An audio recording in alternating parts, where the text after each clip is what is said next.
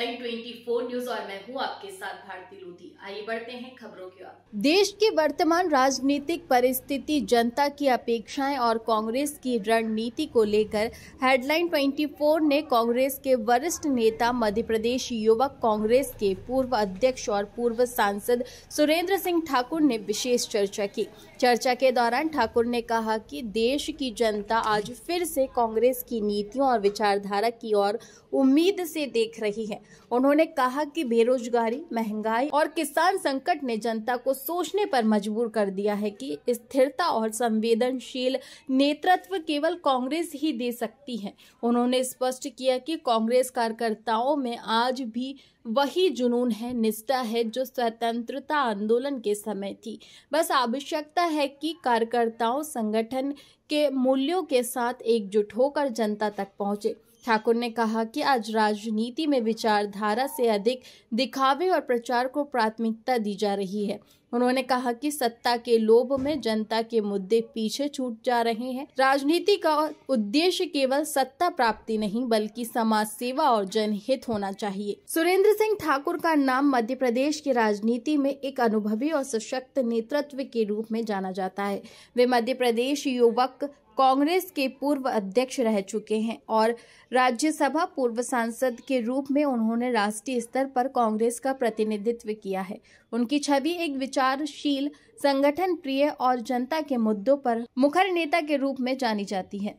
ठाकुर ने कहा कि कांग्रेस आगामी चुनावों में जनता के असली मुद्दों, रोजगार, शिक्षा, स्वास्थ्य और किसान कल्याण को केंद्र में रखकर काम करेगी। उन्होंने विश्वास जताया कि युवाओं और आम नागरिकों के सहयोग से कांग्रेस एक बार फिर मजबूत वापसी करेगी। नमस्कार दोस्तों, एक शख्सियत जिसको भोपाल ही नहीं, प्रदेश ही नहीं, पूरा देश जानता है। आज हम सौभाग्यशाली है कि हमारे स्टूडियो लोकप्रिय पूर्व सांसद कहें सुरेंद्र सिंह जी ठाकुर जी हमारे बीच मौजूद है, जिन्होंने राजनीति सिर्फ समाज सेवा का रूप धारण की है और आज भी वो युवाओं के दिलों में मार्गदर्शक रूप में स्थापित है। आज वो हमारे बीच मौजूद है। हम उससे बात करेंगे वर्तमान की राजनीति किस दिशा में जा रही है और इससे पहले की राजनीति किस समाज सेवा के रूप में पहचानी जाती है। सर, पहले तो आपका बहुत बहुत स्वागत है। आप स्टूडियो में सर, आपका कार्यकाल था जब राजनीति को सेवा के रूप में, जनता के रूप में देखा जाता था। आज की वर्तमान परिस्थिति में राजनीति किस रूप में देख रहे हैं?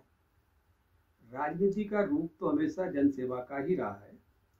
ये बात हो सकती है कि कुछ लोग उससे विचलित रास्ते से हो गए हों, लेकिन जो मुख्य धारा राजनीति की है वो सेवा की ही है। आज भी सेवा की ही धारा है और उस पर कई लोग चल भी रहे हैं।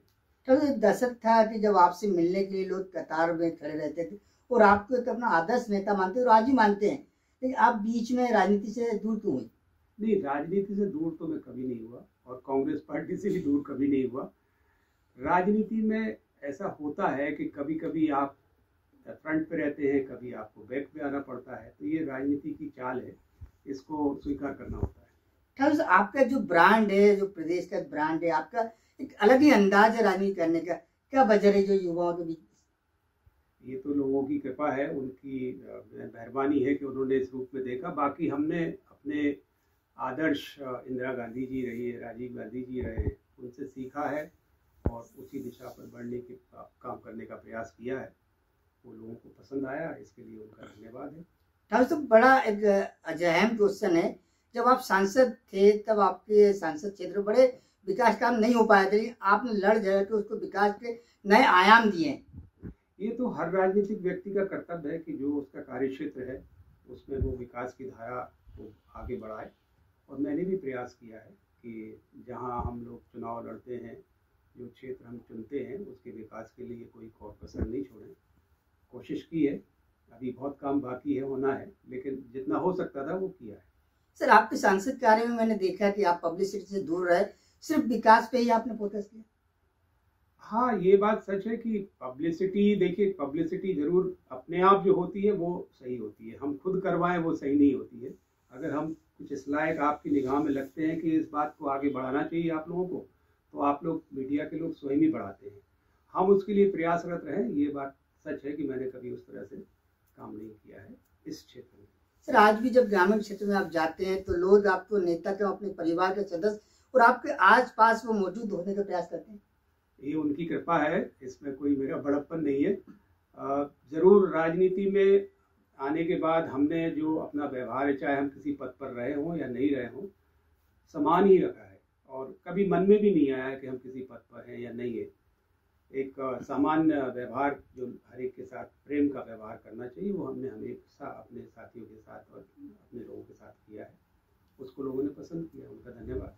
सर अभी चिंतन शिविर चल रहा है, राहुल जी भी मध्य प्रदेश में मौजूद है, बहुत ही अच्छा निर्णय है राहुल गांधी जी का ये, और मैं हमेशा इस बात का हामी मैंने भरी है कि ये प्रशिक्षण बहुत जरूरी है। नए नए नौजवान पार्टी में आते हैं, उनको पार्टी के सिद्धांतों से, पार्टी के कार्यक्रमों से अवगत कराना और बहुत आवश्यक होता है, और ये प्रशिक्षण कार्यक्रमों के माध्यम से ही हो सकता है।